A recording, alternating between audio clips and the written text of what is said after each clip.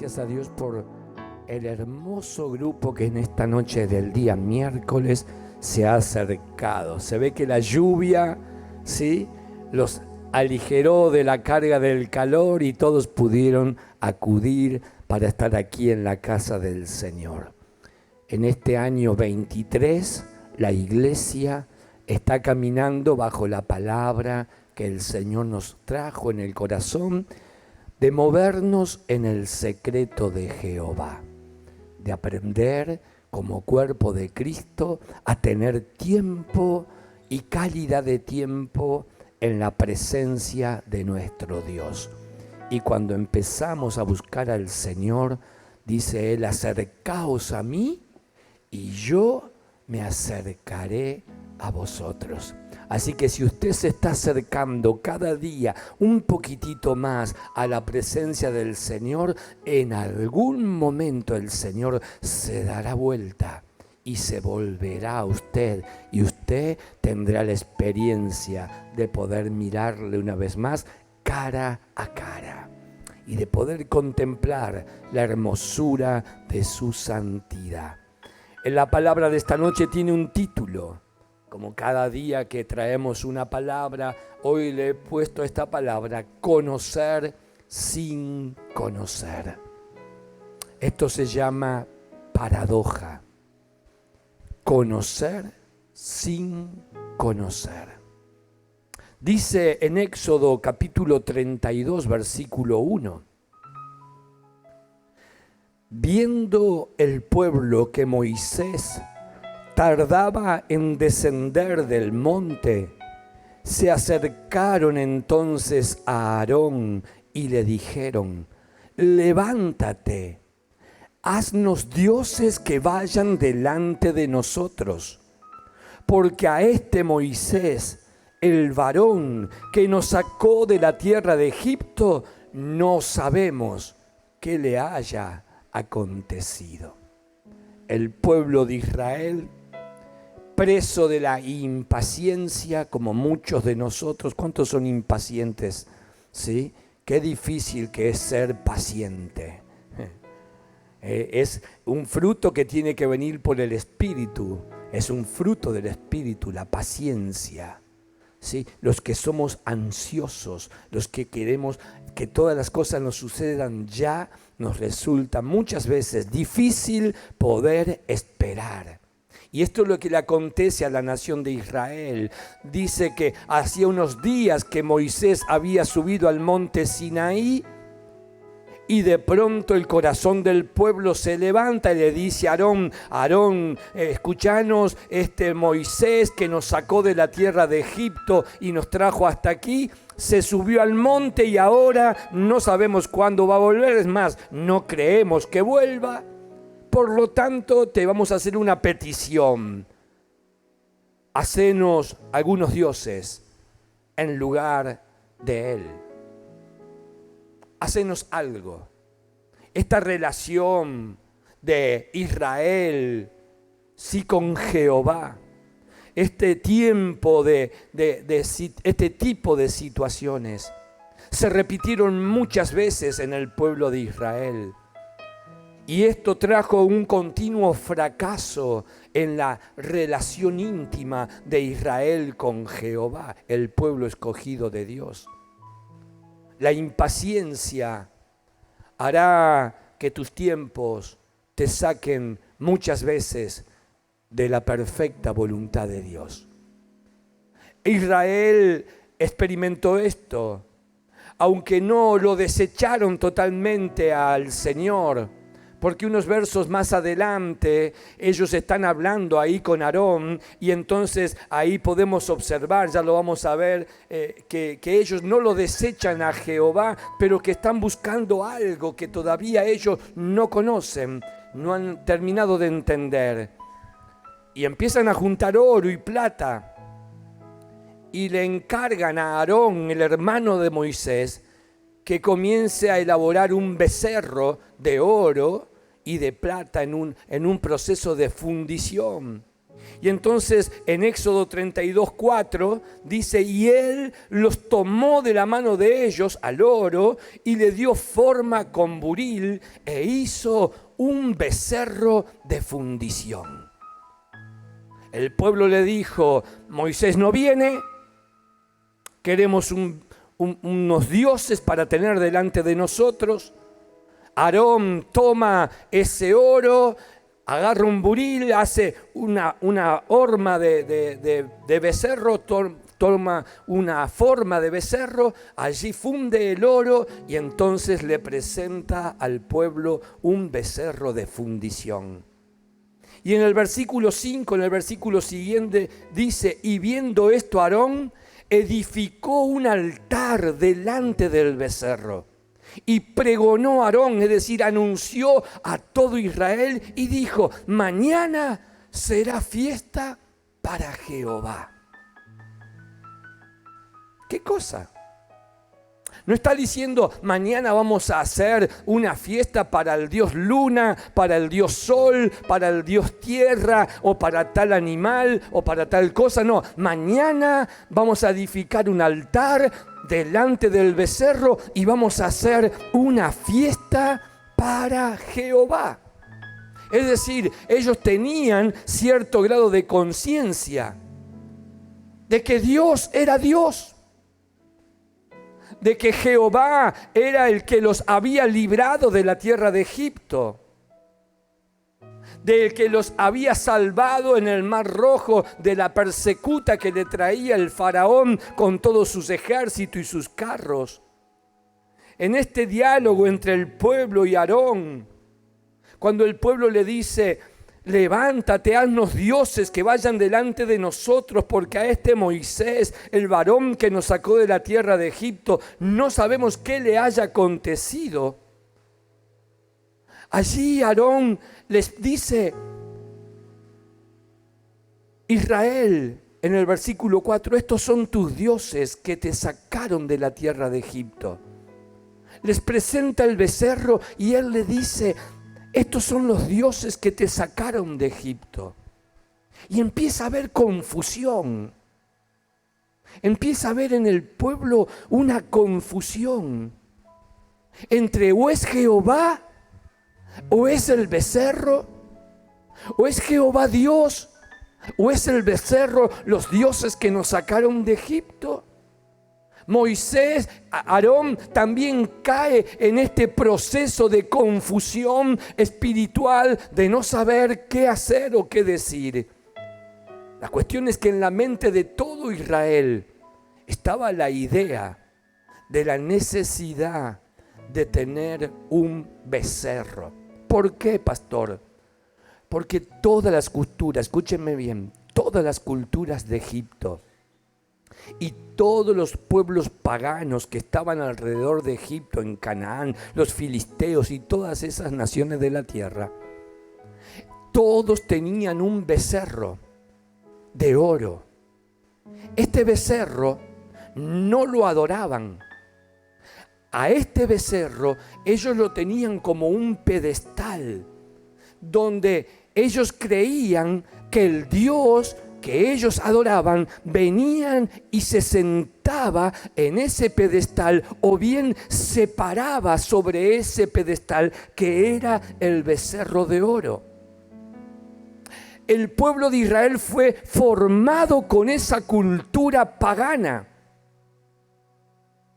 Y entonces ahora ellos están entendiendo que Moisés era la figura del becerro de oro sobre el cual Dios reposaba, se sentaba o se paraba para producir las cosas que el pueblo necesitaba.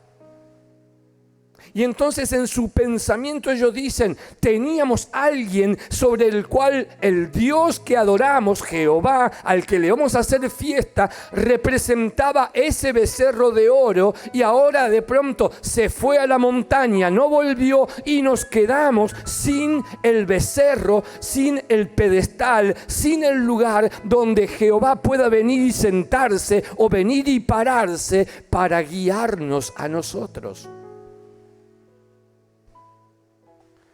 tenían un pensamiento totalmente equivocado. Por eso buscan un sustituto, no de Dios, sino de Moisés. Buscan algo que reemplace, algo que les permita a ellos ver dónde Jehová iba a estar moviéndose o a través de quién se iba a estar moviendo. Entonces, estos pensamientos están hasta el día de hoy en la cultura de muchos pueblos. Muchos hombres y mujeres, aún en nuestra ciudad, en tu propia familia, necesitan acercarse y ver un pedestal donde haya una imagen que les permita creer que Jehová va a obrar a través de esa imagen en su vida. Es idolatría. Es un estado de desconocimiento de la perfecta voluntad y el carácter de Dios. Millones de personas siguen moviéndose bajo este pensamiento de que Dios necesita algo aquí en la tierra a través de lo cual Él pueda sentarse, Jehová pueda sentarse o pararse y desde allí, desde eso que ellos estén viendo, poder recibir la bendición en su vida. Muchas veces nosotros también necesitamos ver algo para creer. Necesitamos ese becerro, necesitamos algo que esté allí visible, algo que pueda palparse, algo que pueda darme certeza de que Dios va a obrar, pero necesita obrar a través de esto o de aquello otro. Cuando nuestra fe y nuestro conocimiento de Dios es sin ver y sin tocar. ¿Cuántas batallas tenemos en nuestro corazón con este espíritu de idolatría? ¿Cuántas batallas tenemos en nuestra mente permanentemente en creer que si no tomo esta pastilla, la sangre de Cristo no tiene el poder para sanarme? Y le damos más crédito a un medicamento, a determinadas cosas que al poder de la sangre de Cristo en la cruz del Calvario. Nos cuesta creer que Dios puede y quiere obrar directamente en nuestras vidas sin ningún tipo de intermediario. ¿Me estoy haciendo entender? Dígame amén si usted me está entendiendo. Si no entiende, levánteme la mano y diga, no entiendo. Yo le voy a explicar de nuevo. Usted tiene que aprender a moverse por medio de la fe, el don que Dios le ha dado en su espíritu. El don que Dios le ha dado a todos los hombres, el don de la fe. Recién cantábamos, aunque no pueda ver, está sobrando. Aunque no pueda ver, está sobrando. Entonces me cuesta creer que si el pastor no ora, que si la pastora no ora, que si no le ponen las manos, Dios pueda hacer algo tan solo por el poder de la palabra. Dios necesita solamente que usted pueda creer, como dijo aquel varón al cual Jesucristo mismo reconoció como el hombre de mayor fe y le dijo, qué bueno, yo no necesito que tú vengas a mi casa, no soy digno de que tú entres dentro de mi casa, solamente suelta la palabra, solamente suelta la palabra. Yo sé que cuando tú sueltes la palabra, mi siervo, el siervo se va a sanar. ¿Sabes qué? Cuando tú aprendes a creer que Dios no necesita sustituto, que Moisés no necesita sustituto, que Jesucristo no necesita ningún sustituto, tú no necesitas ningún becerro de oro para que Jehová pueda obrar en tu vida. Lo único que tú necesitas es poder poner tu confianza, tu mirada, tener certeza de que Él te escucha, de que Él sabe tus necesidades y que Él traerá respuestas a tu vida. Amén. Tú tienes que saber conocer cómo Dios obra. Quiero que observemos que ellos dicen: vamos a hacerle fiesta a Jehová. Usted leyó allí. Aarón dijo: bueno, aquí está el becerro, levantemos el altar, vamos a hacerle mañana, vamos a hacer una fiesta para la gloria de Dios, vamos a hacer una fiesta espiritual. Y hasta ahí está todo bueno. Parece que verdaderamente Dios va a ser exaltado por encima del becerro, por encima de todas las cosas. Y dice en Éxodo 32:6, escuche, cuando esté en la pantalla, lo leemos. Dice: y al día siguiente madrugaron y ofrecieron holocaustos y presentaron ofrendas de paz, y se sentó el pueblo a comer y a beber, y se levantó a regocijarse. Como Aarón dijo, así lo hicieron. En 1 de Corintios, el apóstol Pablo, enseñándole a la iglesia de Corintios, habla acerca de este momento. Y en un solo versículo utiliza todas las mismas expresiones y dice así: 1 de Corintios 17, dice: no seáis idólatras. Ahí arranca: no seáis idólatras. Es decir, tú no puedes adorar a Dios a través de cosas tangibles, a través de cosas visibles, porque Dios es espíritu, y los adoradores que el Señor busca son adoradores en espíritu y en verdad. Dios no necesita que tú veas, nunca lo vas a poder ver a Dios. Nadie le ha visto a Dios estando en cuerpo. Y dice: no seáis idólatras como alguno de ellos. Según está escrito, se sentó el pueblo a comer y a beber, y se levantó ¿a qué dice? A jugar. Se levantaron a jugar. En Éxodo utilizan un verbo que allí aparece traducido como regocijarse. Aquí ahora Pablo, escribiendo en el griego, utiliza otro verbo que tiene que ver con la expresión "y se levantó a jugar". Y ya hay una incongruencia entre regocijarse y jugar. Pero quiero que vayamos más profundo. Escuche. Algunas traducciones dicen juguetear, divertirse. Otros dicen a danzar. Y hasta aquí parecería que estuvo todo bueno.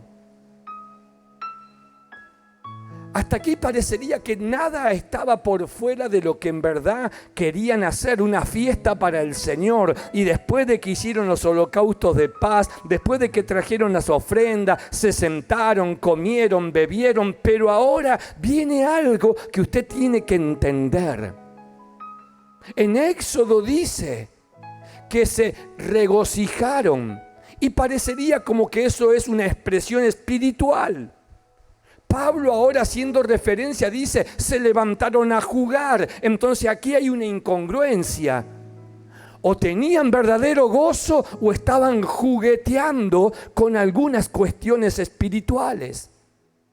¿Cuántos conocen la historia de Isaac y de su esposa Rebeca?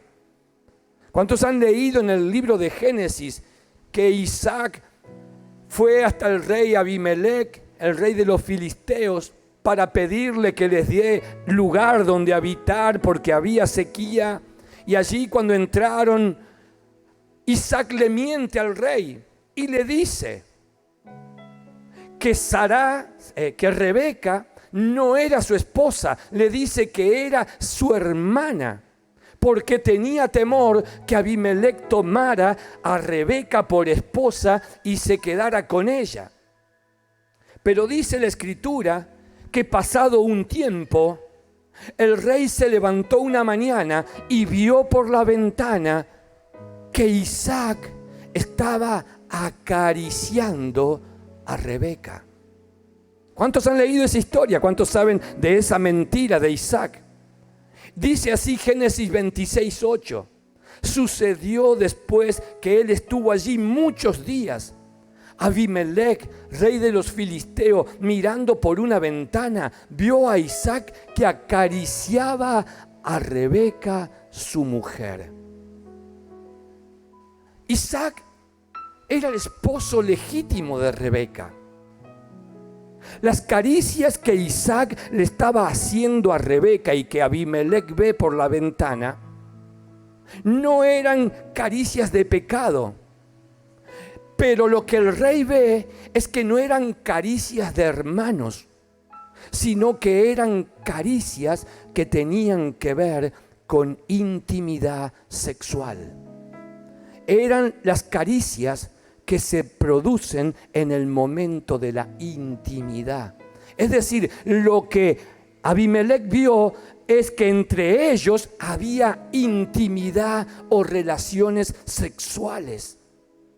Y sabe que la palabra caricia que aparece aquí en este versículo de Génesis 26 es el mismo verbo que aparece allí en Éxodo cuando dice que el pueblo se regocijaba. Es el mismo verbo que tiene en el hebreo un montón de acepciones, y entre ellas es eso, regocijarse mientras que uno tiene relaciones sexuales. Es decir, lo que estaba haciendo el pueblo de Israel después de haber celebrado los tiempos de holocausto, los sacrificios de paz, después de haberse sentado, comer y beber, lo que hicieron es que empezaron a tener relaciones sexuales entre ellos de todo tipo de inmundicia, aún delante del templo, del santuario, del altar que habían levantado a Jehová. Y así lo vemos en estos días en nuestra nación. La semana entrante en Argentina se celebran los carnavales. Y los pueblos que celebran estos tipos de fiestas paganas, o la iglesia tradicional que celebra ciertas fiestas paganas también, después de que comen y de que beben, salen y tienen todo tipo de relaciones sexuales y todo tipo de situaciones que son aberrantes ante los ojos de Dios. Este pueblo dice: mañana vamos a hacerle una fiesta a Jehová. Y muchas veces los cristianos venimos a la casa del Señor, hacemos fiesta delante del Señor, pero al salir de aquí, al salir de la presencia del Señor, después de que comemos, después de que bebemos, caemos en que, bueno, si total, las relaciones sexuales, me voy al boliche, me acuesto con uno, me acuesto con otro, salgo para aquí, voy para allá, hago de mi vida de una carnalidad terrible. Este pueblo dice: nosotros queremos festejar a Jehová.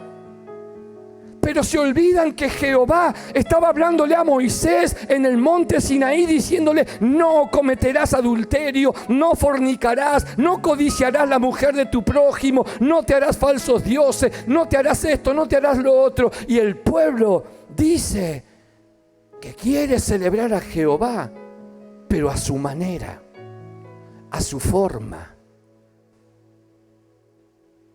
según los apetitos de la carne. Regocijarse para ellos fue tener todo tipo de perversión sexual, toda clase de inmundicia, de codicia, de desenfreno. Entonces Dios está viendo, porque siempre tenemos que saber que Dios está mirando. Y Dios empieza a hablar con Moisés allí en el monte. Y entonces en Génesis 32:7 dice: entonces Jehová dijo a Moisés: anda, desciende, porque tu pueblo que sacaste de la tierra de Egipto se ha corrompido. En 40 días ya están corrompidos. Ni siquiera llegó a los 40 días en el monte que tuvo que Dios decirle: Moisés, volvete, porque el pueblo que dejaste, que decía que había creído en mí, que habían entregado su vida, que reconocían mi salvación, que reconocían mi poder, los mismos que cantaron allí al otro lado del Mar Rojo con Moisés, con Miriam, con Aarón, y cantaban: Jehová echó a la mar los carros del faraón, oh, la gloria es para el Señor. Y todo lo que ellos cantaban, ellos decían: Jehová me salvó, Jehová me salvó, Jehová me salvó. Pero pasados los días, todo lo que decían con la boca, todo lo que decían creer, lo borraban con sus hechos. Muchas veces el corazón de la iglesia es exactamente igual que el pueblo de Israel.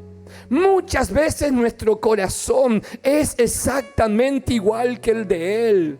Digo que creo, digo que le doy gloria a Dios, pero salgo de su presencia y me olvido de que Él es un Dios santo, un Dios que tiene santidad y que solamente ama a los que se santifican, a los que se consagran, a los que están bajo el temor de Jehová.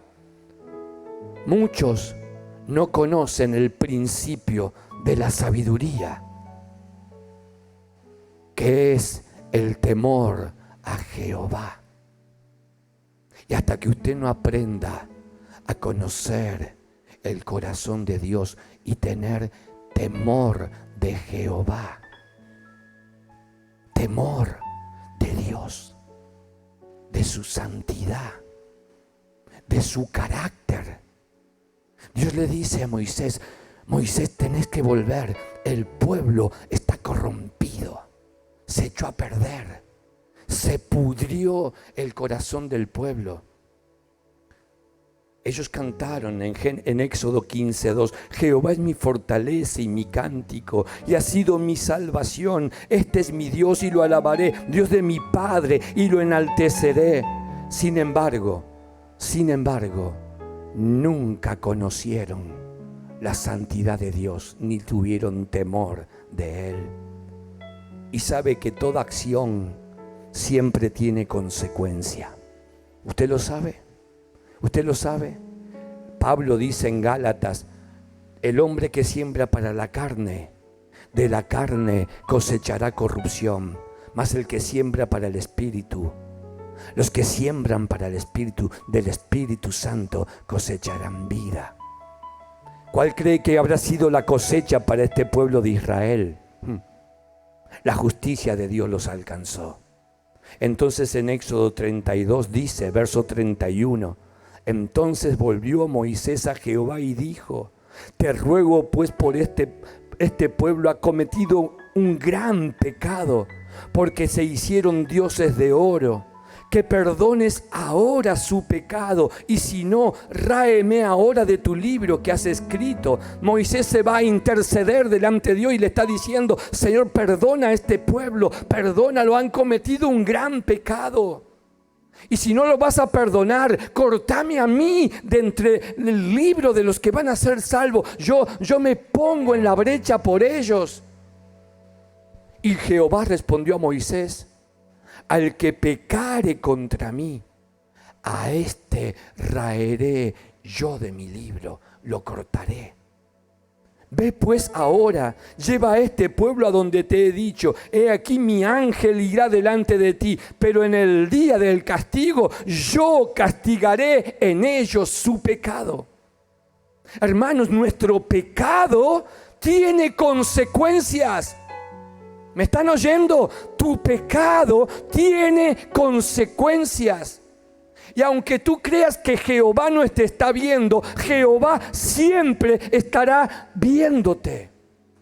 Y aunque hayas estado aquí y vuelvas allí y vuelvas otra vez al mismo pecado, Jehová seguirá viendo tu corazón y tu condición. Y entonces en el verso 35 dice: y Jehová hirió al pueblo, porque habían hecho el becerro que formó Aarón. Y murieron 3,000 varones y no sé cuántos más por causa del pecado. Hermano, qué importante es conocer el corazón de Dios. Porque conocer sin conocer, es un poco la historia del apóstol Pedro. El apóstol Pedro allí en Mateo 16:15 dice, él les dijo, ¿y vosotros quién decís que soy yo? Jesús pregunta. Respondiendo Simón Pedro dijo, tú eres el Cristo, el Hijo del Dios viviente. Entonces le respondió Jesús, bienaventurado eres Simón, hijo de Jonás, porque no te lo reveló carne ni sangre, sino mi Padre que está en los cielos. ¡Wow! ¡Qué bueno! Jesús pregunta, ¿quién soy? Y nadie tenía respuesta, pero de pronto el Espíritu Santo abre los oídos y el corazón de Pedro y le revela que Jesús es el Cristo, el Mesías, Jehová, Dios en persona, Jesús el Hijo hecho carne, el Verbo en persona, la palabra diciente de Dios está delante de él, el Mesías, el Salvador, el que iba a morir en la cruz, el que se iba a hacer maldito. Y Pedro tiene una gran revelación, como te puede haber ocurrido a ti, como me ocurrió a mí. El día que mi esposa me dijo, Jesús te ama y tiene un plan maravilloso para tu vida, y esas palabras que salieron de su boca me corrieron los velos que tenía en mi entendimiento, y yo dije, ¿cómo puede amarme un Dios al cual yo no honro, no sirvo? Y ella me dijo, te ama a pesar de tu pecado, te ama a pesar de todas las cosas que hayas producido en contra de él. Y lo creí, y lo recibí, y tuve convicción de su amor, de su perdón. Tú tienes convicción del amor de Dios. Tú sabes que Dios te ama, tú sabes que Cristo es el Señor. Alguien que lo sepa, que me levante la mano. Vamos, no niegue su fe y declare, yo creo que Jesucristo es el Señor, que Él es el Mesías, que Él es el Salvador, que Él me ha dado vida eterna. Dale un aplauso al nombre de Jesús, bendícelo. Si tú lo amas, bendícelo. Bendícelo, bendícelo, bendícelo. Él es el Cristo. No te lo reveló tu papá, no te lo reveló tu mamá, no te lo dio a conocer otra cosa más que el Espíritu Santo que te corrió los velos. Dile gracias, Espíritu Santo, por haberme revelado a Cristo. Amén. Pero ¿sabe qué sucedió? Pasaron 5 minutos. ¿Cuánto? 5 minutos. Y este mismo hombre que termina de tener semejante revelación cae en un terrible pecado de ignorancia. Unos versos más adelante, en el mismo capítulo de Mateo, recién leíamos el 15, el 16 y el 17. Y yo creo que es menos de 5 minutos porque ahora leemos el 21. Y dice, desde entonces comenzó Jesús a declarar a sus discípulos que le era necesario ir a Jerusalén y padecer mucho de los ancianos, de los principales sacerdotes y de los escribas, y ser muerto y resucitar al tercer día. Y aquí aparece de nuevo Pedro. Hace 5 minutos Pedro está diciendo, yo creo que tú eres el Cristo, el ungido de Dios, el enviado a salvarme, el enviado a sanarme, el que me va a proveer, el que me va a sustentar, el que vino a cumplir la buena, agradable y perfecta voluntad del Padre. Yo estoy creyendo que tú eres el Mesías anunciado por Isaías. Yo estoy creyendo todas estas cosas. Y ahora le dice. Entonces Pedro lo tomó aparte, mire la caradurez, y comenzó a reconvenirle o a decirle en el oído. En otras traducciones dice, le comenzó a hablar al oído y a decirle, Señor, ten compasión de ti. En ninguna manera esto que estás diciendo te suceda.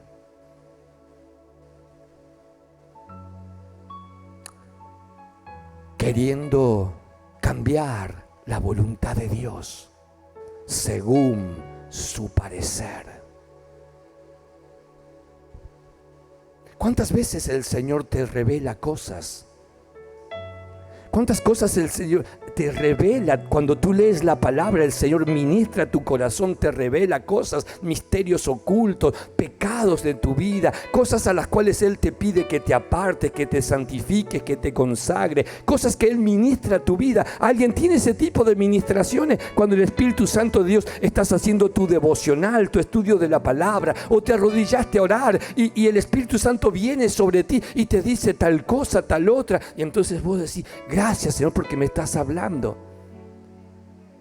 Pero todo eso bueno y positivo, a 2 minutos de haber pasado ese momento, Él lo toma aparte a Jesús y le dice: mira, yo no estoy convencido de que esa sea la voluntad de Dios. A mí me parece que tenés que cambiar de plan. Yo quiero que lo hagas de otra manera.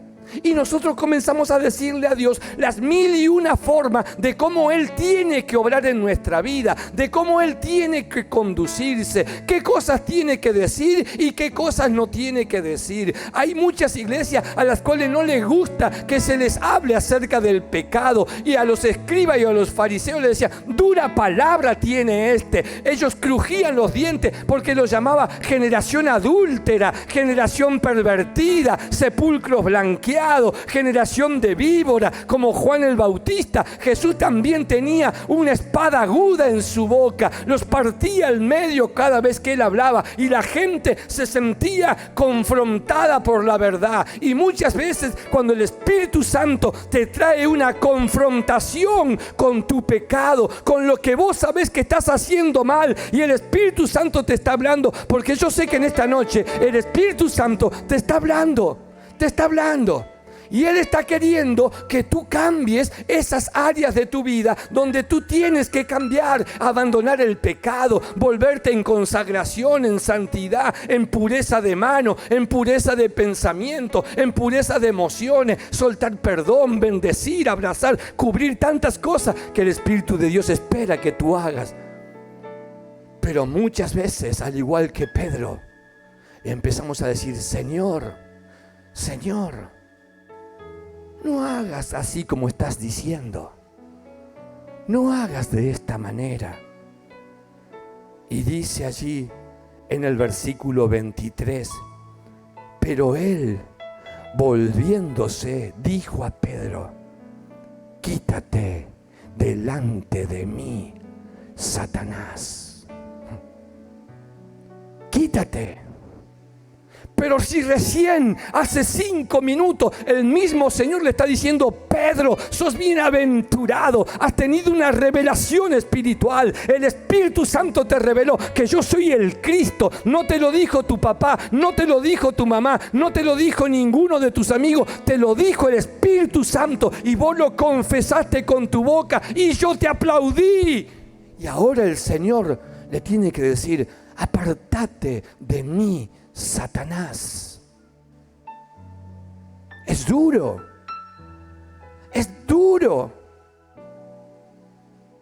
¿Y cuántas veces nosotros le hablamos a Dios por medio de la boca de Satanás?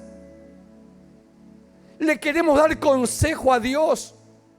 Cuando Dios mismo lo sentó a Job y le dijo: decime, Job, ¿dónde estabas vos el día en que yo le dije a las olas del mar: hasta ahí van a llegar y de ahí para allá no van a pasar? ¿Dónde estabas vos el día que yo le dije al sol: quédate ahí? Y ahí se quedó y se quedará por la eternidad. ¿Dónde estabas tú para ser consejero de Dios? ¿Dónde está escrito que vos le tenés que dar consejo a Dios de cómo conducirte en tu vida espiritual? ¿Dónde Dios te va a pedir consejo, iglesia? ¿Y saben por qué Jesús le respondió así? ¿Por qué le respondió que era un tropiezo? En la segunda parte le dice: me eres de tropiezo, porque no pones la mirada en las cosas de Dios, sino en la de los hombres. ¿Dónde está puesta tu mirada? ¿Dónde está puesta tu fe? ¿Quién es tu esperanza? ¿Quién es tu Salvador? ¿Sabe qué escribió Job? Job escribió: yo sé a quién le he creído. La pregunta que tú tienes que hacerte es: ¿tú sabes a quién le has creído? ¿O eres como Israel, que un día cantaron: Jehová me salvó, Jehová me da vida eterna, pero al día siguiente, cuando viene un momento de prueba, cuando viene una situación difícil o cuando se presenta alguna otra cosa, automáticamente recurro a otras cuestiones, recurro a personas, recurro a un amigo, recurro a la medicina, y muchos otros que en estos días recurren todavía a curanderos, a hechiceros, a mentalistas, parapsicólogos, a hacerse leer las manos, hacerse tirar las cartas y tantas otras cuestiones? ¿Saben por qué? Porque no pones tu mirada en las cosas de Dios, porque tiene tu mirada puesta en las cosas de abajo. Confía en Dios. Yo dije: confía en Dios. Pedro no comprendía ni conocía el carácter y el propósito de Jesús. Él sabía que Él era el Cristo, pero no aceptaba el plan de Dios para su vida. Muchos de ustedes saben que Jesús es el Salvador, pero cuando Él los llama a santidad, a consagración, a entregarse, a rendirse en sus manos, a hacer su voluntad, entonces dicen: no, no.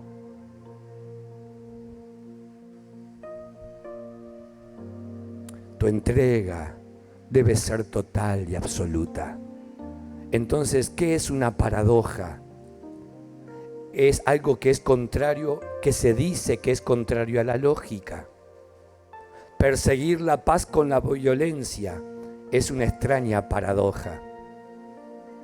¿Sí? Como la paradoja que vinieron los colonizadores a hablar de Cristo con la espada y con la lanza, y mataron y querían que los aborígenes de nuestras tierras conocieran a Jesús por medio de la espada.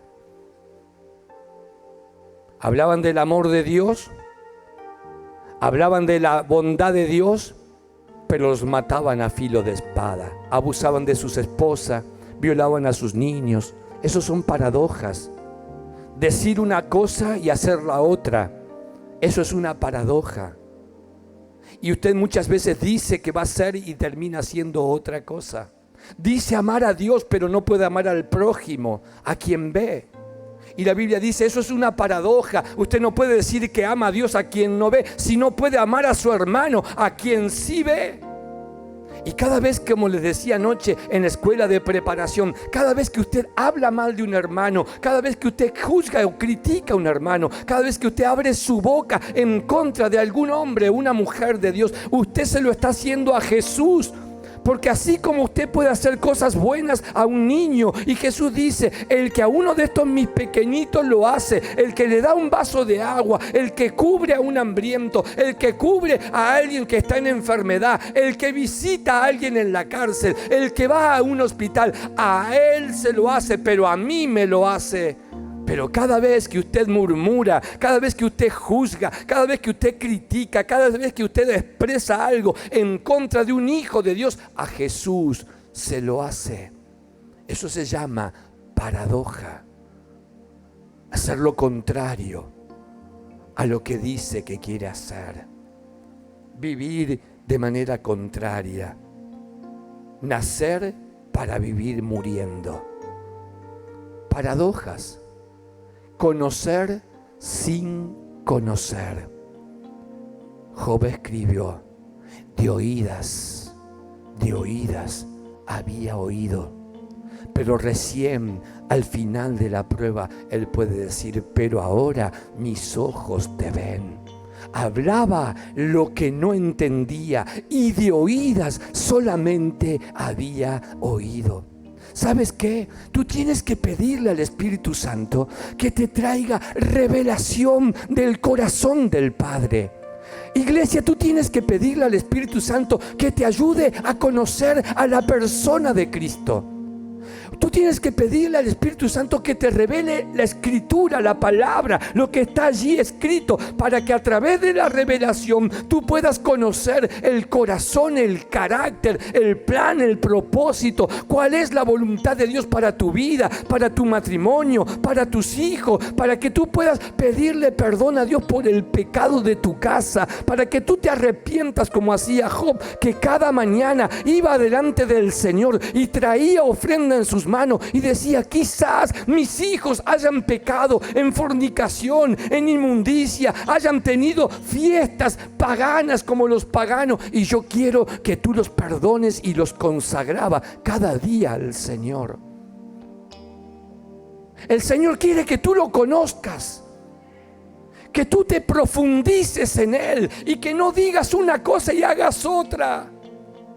Que no te muevas en ese doble ánimo de como la ola del mar, que un día sí, un día no, un día sirvo, otro día no sirvo, un día ofrendo, otro día no ofrendo, un día quiero consagrarme, al otro día estoy en el medio de las fiestas paganas, en los bailes, en la mundanidad, en esos lugares que son antros de perdición, rodeados de drogadictos, de prostitutas y de gente pervertida. Y los hijos de Dios salimos del altar donde recién estuvimos adorando y vamos y nos metemos en esos lugares. Eso es lo que hacía Israel.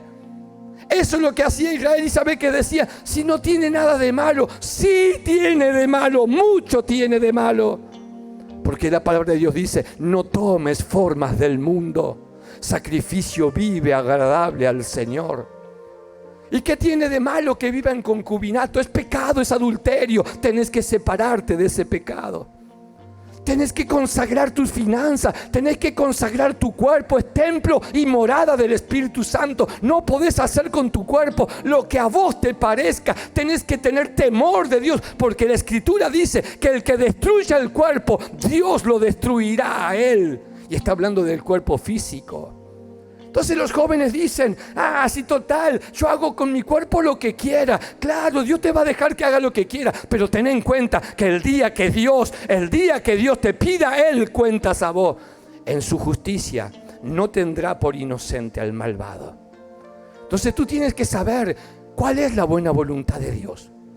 Hoy a través del internet se levantan tantos falsos profetas, tantos mentirosos que engañan aún a los escogidos de Dios. Y los escogidos de Dios terminan ahí levantando las manos en unos boliches, sacando fotos y transmitiendo y haciendo cosas que son contrarias a la voluntad de Dios. Pero como no conocen la buena voluntad de Dios, creen como Israel que todo vale, que todo está permitido, y se olvidan de los mandamientos, y se olvidan de los fundamentos y de los principios. Conocen, pero solamente de oídas. Termino. Segunda de Pedro 3:18. Mire lo que dice el apóstol. Antes bien, iglesia, creced en la gracia y en el conocimiento de nuestro Señor y Salvador Jesucristo. Creced en tus días de ayuno. Crece en tus días de devocionales. Crece en tu vida de consagración y de servicio. Crece en tu amor al prójimo. Crece en tu ofrenda para el Señor. Quita de tu corazón la mezquindad. Quita de tu corazón el pensamiento de que te va a faltar. Crece en el conocimiento de que el que te llamó es el Cristo, es el Mesías, es el que sana, es el que provee, es el que sustenta, es el que restaura, es el que te guardará, es el que te librará, es el que va a hacer todas las cosas. No dudes de Él hasta que tú no lo conozcas en profundidad, hasta que tú no vayas a lo profundo. Siempre vas a querer tener un becerro de oro delante de ti, un sustituto. Un sustituto. No cambies la cruz. No cambies la cruz por poner tu mirada en las cosas de abajo. Jesús le dijo: ¿sabes por qué se estás hablando por boca de Satanás, Pedro? Porque has puesto tu mirada en las cosas de abajo.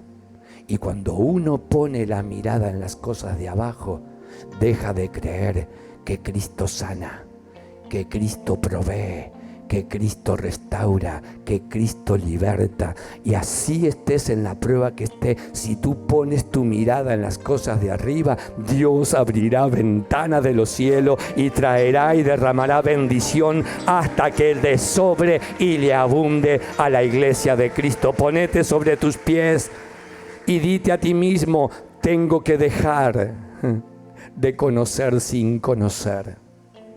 Tenés que conocer la verdad. Yo dije, tenés que conocer la verdad. Y la verdad